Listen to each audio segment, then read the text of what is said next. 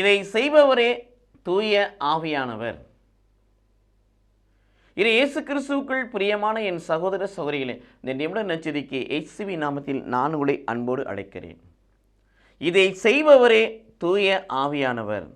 இதை செய்பவர் கலாத்தியர் 3:14 பிரகாரம் நம்பிக்கை கொண்டோருக்கு, கடவுள் மீது நம்பிக்கை கொண்டவர்கள்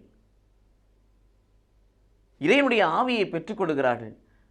அப்படி வருகிற பரிசுத்த ஆவியானவர் ஆசீர்வாதங்களை நமக்கு பெற்றுத் தருகிறார். ஆசீர்வாதங்களை பெற்றுக் கொடுப்பவர் பரிசுத்த ஆவியானவர். துணையாளராக இருந்து நம்மை வழிநடத்துவர் பரிசுத்த ஆவியானவர். கடவுளின் ஆண்டவராய் இயேசு கிறிஸ்து சொன்னதையெல்லாம் நமக்கு நினைவூட்டக்கூடியவர் பரிசுத்த ஆவியானவர். கடவுள் போதித்த எல்லா போதனைகளையும் நமக்கு கற்றுக் கொடுக்கக்கூடியவர் பரிசுத்த ஆவியானவர். ஆகவே கற்றுக் கொடுக்கக்கூடியவரும் இறையாசரை பெற்றுக் கொடுக்கக்கூடியவரும் நம்முடைய கரம்பிடித்து வழிநடத்தக்கூடியவர் தான் பரிசுத்த ஆவியானவர்.